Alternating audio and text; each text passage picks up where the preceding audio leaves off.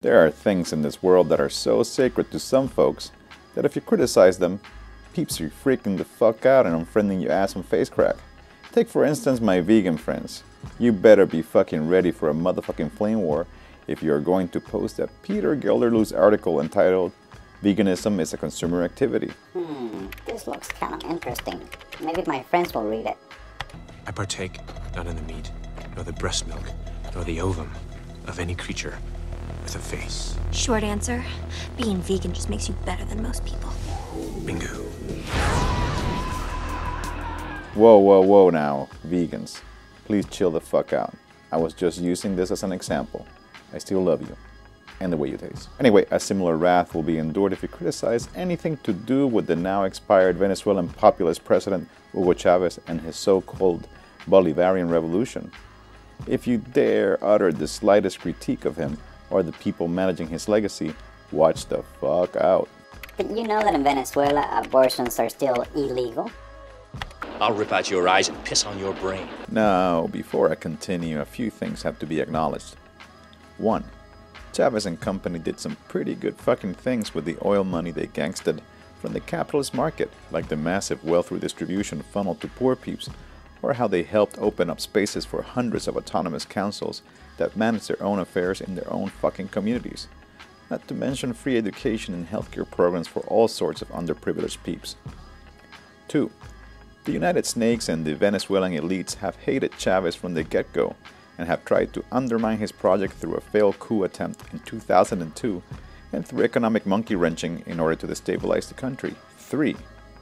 Recently, Chavez's successor and disciple, President Nicolás Maduro, violently repressed protests and curtailed freedom of speech by intermittently blocking access to Twitter, slowing down and blacking out the internet in some sectors, and creating broader internet censorship powers.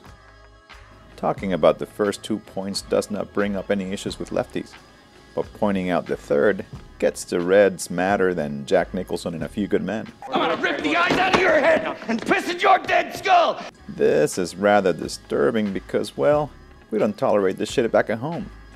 When the pigs unleash on us, peeps retaliate. When the government says they're gonna try to control the web, folks like Anonymous fight back. When governments start to feel their power slipping, they start to blame terrorists or Muslims or foreigners in order to justify repressive new laws. Peeps in the US know this too well, and what Maduro is doing in Venezuela follows the same fucking script of what rulers do when the chips are down. I urge lefties to drop their blind, fanatical support for the people they revere and look at the facts. Just because some positive social changes are happening through the Bolivarian project doesn't provide a magic shield that absolves their leaders of any wrongdoing. Anyway, I bring this up because during the recent upheavals in Venezuela, it's been very fucking challenging to read through all the reactionary propaganda coming in from both the pro-Chavez camp and the twinkle-spitting gringo corporate media. So to help me bring some clarity to all this noise, I bring you Rafael Uzcategui, an anarchist journalist with El Libertarian newspaper in Caracas, Venezuela. Hey Rafael, how the fuck are you? Very good. Thank you for contacting me. So, can you give me a rundown on how Venezuela went from anti-rape protests to generalized rioting? En Venezuela tenemos una situación de crisis. In Venezuela, we have an economic crisis with 50% inflation, with a progressive devaluation of Venezuelan currency. That forces Venezuelans to work 2 or 3 jobs. I myself have 2 jobs to be able to survive. There's a situation of scarcity and shortages of many products, and an economic dependence of imported goods and an economy based on the dollar. The government controls the access to dollars. Also, there's a situation of a lot of violence and insecurity in the country. On February 4th, a group of students in a university in the interior of the country in San Cristobal organized a protest against insecurity. This protest was repressed, and several of the students were detained.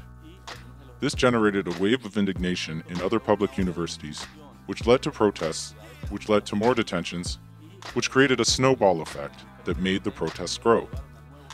In this context, the first actors were these students, but then sectors of the conservative opposition launched a proposal called La Salida to demand the resignation of President Nicolás Maduro. Today, the opposition is divided because one of its leaders, Enrique Capriles, has rejected the street protests and did not support the protests when they first popped off. The complexity of the actors involved is important Because not only do we have the students, and some sectors of the opposition are participating in these protests, but there's a new situation in Venezuela, which is that the capital of Caracas is not the center of the political protests in Venezuela, like it always has been in the past. Protesters today are being led by the cities in the interior. In Caracas, the protests are mostly attended by the middle class and take place in the east of the city. But in the cities in the interior, there's a lot of popular sectors participating because they've been hit hard by years of lacking basic services like electricity and the situation of scarcity of basic goods. So we have two dynamics, the Caracas dynamic and the cities in the interior. There have been days in which 18 cities have mobilized at the same time, and many of these have been seen massive amounts of people take to the streets that are as important as the mobilizations in Caracas. Also, this mobilization doesn't have one center, which is important to note. This means that the political parties have been overtaken by this popular mobilization, where people have been intensively using social networks to make callouts for mobilizations, some of which are heeded and others ignored. This has the leadership of the opposition parties attempting to control a movement that has overtaken them and that is acting in a decentralized manner. A controlar, digamos, un movimiento que los ha sobrepasado y que de alguna manera, digamos, está actuando de manera descentralizada.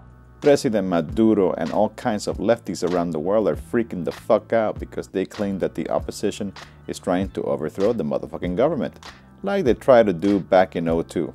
Is this a fucking coup? La situación de Venezuela hoy es muy diferente al golpe de Estado que se realizó en el 2002. Today in Venezuela, there could be coups from both the left and the right.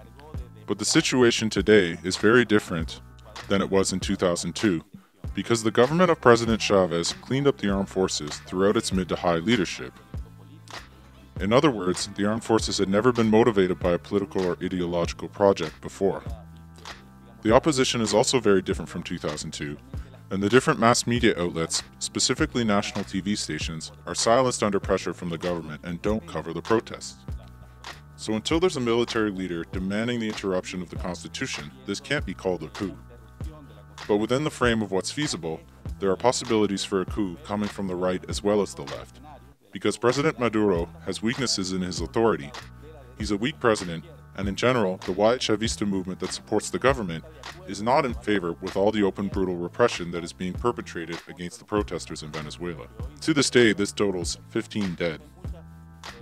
Also, there's a lot of criticisms from the Chavista movement against President Maduro that could unleash a sector of the military who would want to attempt to save what they consider to be the legacy of Hugo Chavez, so they would take Maduro out. Piensan el legado o la herencia de Hugo Chávez, pues haga un golpe de Estado contra el propio Maduro. There are accusations of widespread violence coming from the state and from the protesters. Who the fuck is smashing heads? Esta ola de protesta que estamos experimentando hoy es consecuencia directa de la... This wave of protests that we are witnessing now, it's a direct consequence of the open repression that was perpetrated against the student sector. So there has been use of firearms against the protesters, use of toxic gases, whose use is prohibited in the Constitution, and a third element, which is the use of armed citizens to confront the protesters, which is something we are denouncing as the use of paramilitaries protected by the state. Of the 15 people murdered today, 8 can be attributed to state functionaries of the Bolivarian National Guard, the police, and of these military groups, and this has been proven because of the overwhelming amount of videos and photos captured by the protesters and that have been spread through social networks. These have forced the Attorney General of Venezuela to recognize the responsibility of police and military personnel in these deaths. 2 of the killings have been attributed to protesters who set up traps against the paramilitary groups, and the other 5 deaths are unknowns related to the protests. For instance, we have the teenager of 17 years of age who was run over by a vehicle. But the total is 15, where there are violent factions within the protests. But until this moment, the majority of the mobilizations that are spread all over the country are mostly non-violent, with pockets of violence in some cities, especially in the east of Caracas, where a type of violent protest is taking place. Muy proclive a la violencia llamada en Venezuela la guarimba. And where the fuck are the anarchists in this shit show? Los anarquistas hemos venido criticando al proyecto bolivariano. Us anarchists have been critiquing the Bolivarian project and the government of President Chavez, and now the government of President Maduro. Especially because in our research and investigations, we believe that the Bolivarian project is tuned in with global capitalism because it deepens Venezuela's role as exporter of oil and gas. Now Venezuela is only tasked with selling gas and selling petrol and energy to the global market, and now it's importing almost 70% of the things that are consumed here. In the last years, we have denounced the government as well as the conservative opposition political parties, and with other social movements and other groups from the revolutionary independent left, we have attempted to create a revolutionary social alternative, or how we call it, a libertarian social alternative. Some of these groups, like the anarchists, are now mere observers of this situation. We have limited ourselves because we don't have any influence in this situation. We are not taking part, nor are we calling for mobilizations. But we are denouncing the crimes and brutality of the state, and are offering a different view of the situation in Venezuela in our publications and websites, where there is a space for debate for the revolutionary independent left about the situation in Venezuela. Independiente revolucionaria sobre la situación de Venezuela. And that about does it for this edition of It's the End of the World as We Know It, and I